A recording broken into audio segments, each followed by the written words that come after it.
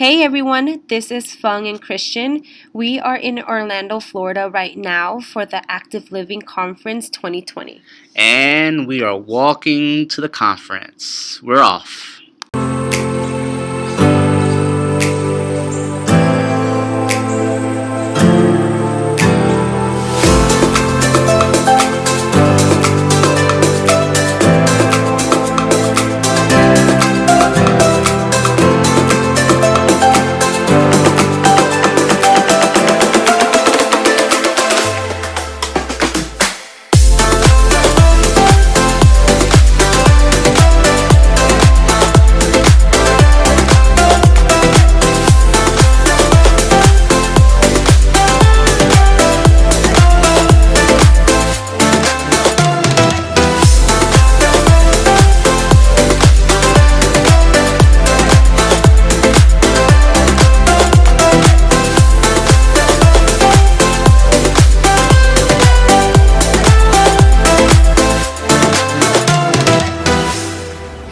My name is Fung Tran and I'm a Community Connector Coordinator for Southwest Denver. We work under a program called Community Active Living Coalition.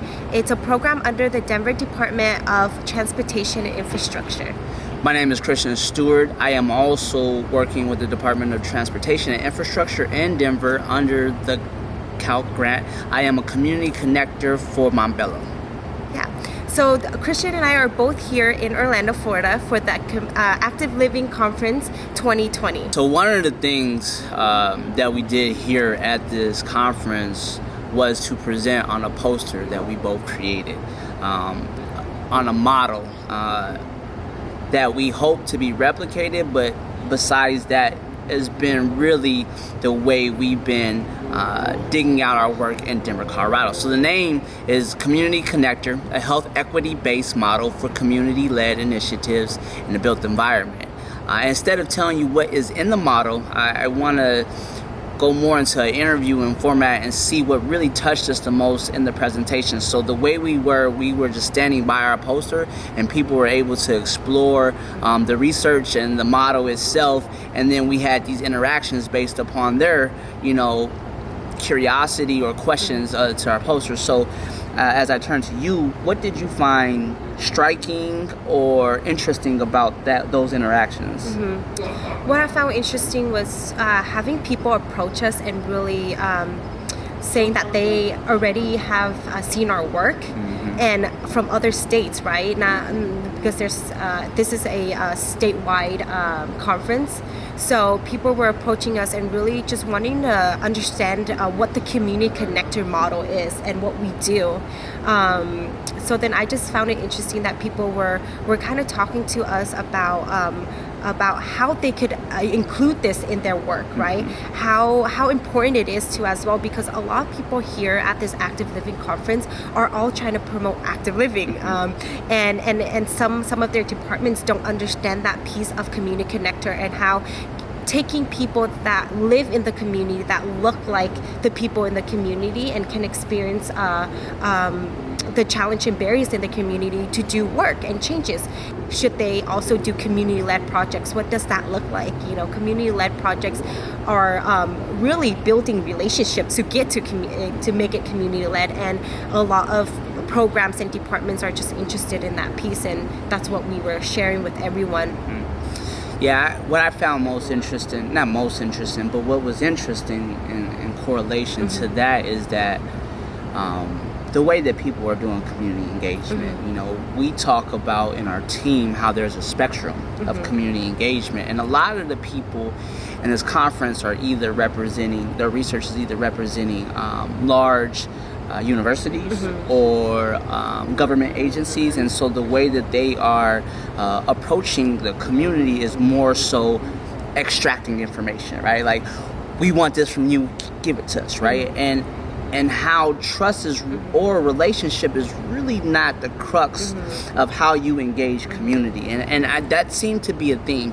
No knock on any one of those people or universities or government agencies, but that was something I noticed. Also, one of the things that we saw is that community engagement is not like devoid of any of their research. They just look at it different, but also there's not a lot of data that really drives them to engage in their community. And what we saw, a lot of people are saying, hey, we have looked at your health equity model index, your health equity index, and we are interested in creating one, or we just see how this can be useful in determining how you direct resources or policy towards communities, right? And so it was fascinating that people from Texas, people from New York have seen this equity model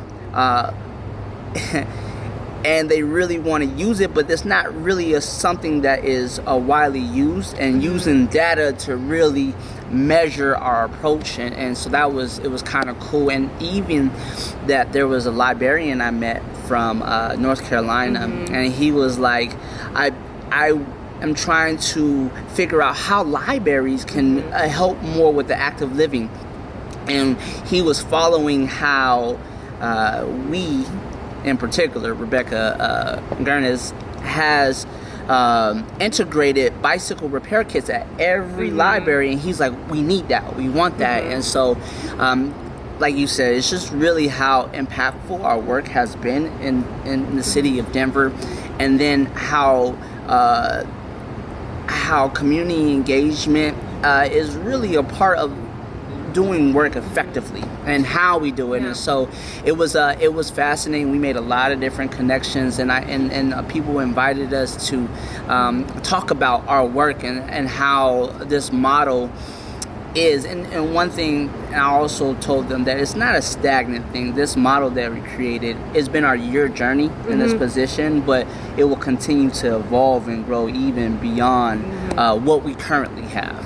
Yeah, that's interesting. I was having a conversation with this gentleman who is doing similar work to ours, but just started in his department as well, and really having a hard time understanding community engagement in his role and how we're doing it, right? And he looked at the model, and I can import this for you all to see too, is this model, and it was our year journey, right? And what we did, and he said, hey, how do I do that? And I was just telling him, this is just this is something that could be recreated depending on the community and what kind of work you do. So I was just trying to explain to him that, you know, this could be done to other work as well, and this is just an outline I was trying to explain to him, like a grab bag of things. Exactly, and just to visualize what it looks like, because when people speak about a year-long community engagement, what we are doing and continue doing is that there was a lot of intentions and what we did from the beginning before we started our work to having it a community-led and making it sustainable, right? Yeah. So that's what I was trying to have him understand as well. It was interesting. I was having a conversation with another lady who did research with Texas A&M, and again asking the questions about community engagement, and I really, and we talk about this often, I really wanted to drive home the point, like, if the city of Denver would have hired us before the health equity index, I don't even think that they would have known that these neighborhoods that you know that we represent and we're going to do work in would even need that, right? And so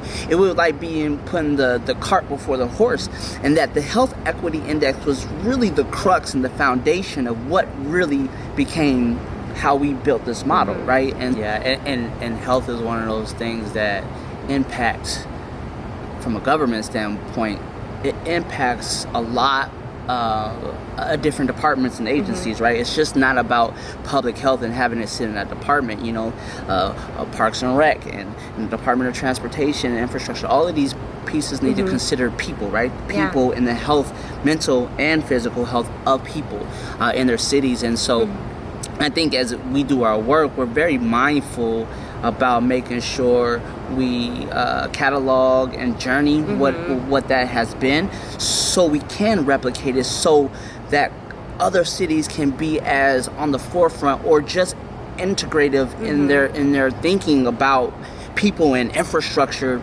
as we are, you know, and not saying that we're perfect or nowhere close. You know, it's been a lot of trials and tribulations, and I'm looking forward to continuing to grow not just our capacity, but also helping other agencies to grow their capacity in this context. So this has been a really eye-opening experience for me and very empowering, actually.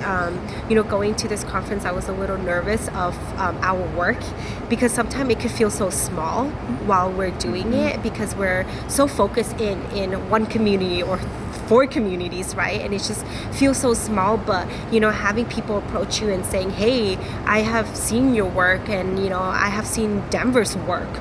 I think for me a takeaway is that I'm so humble, and honored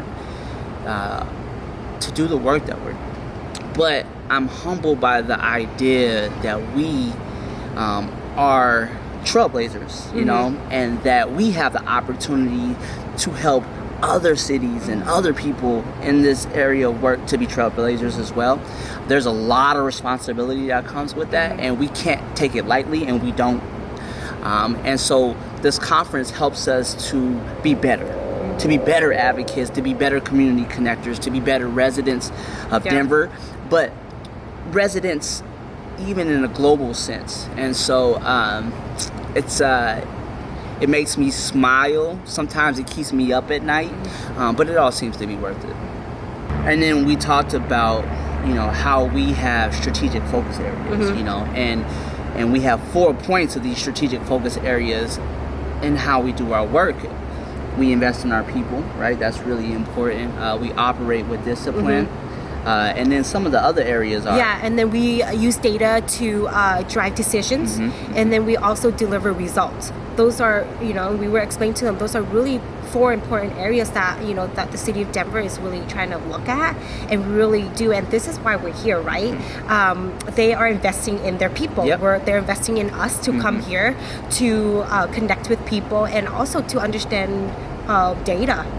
So many people are data driven here in this conference, and how can we apply this into our work, right? So then that way we can bring it and implement the data piece into our work, and so then that way we could deliver results. Right.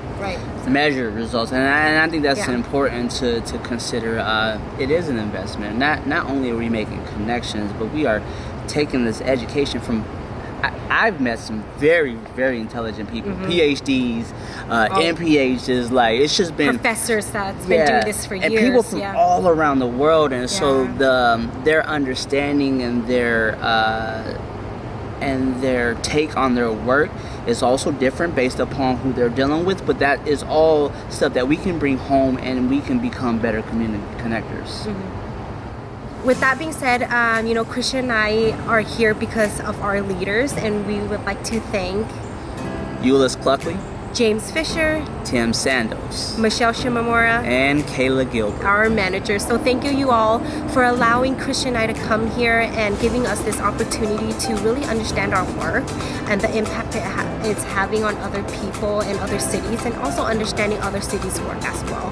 And allowing us to use this stuff to serve the residents in Denver. Yeah, so thank you all.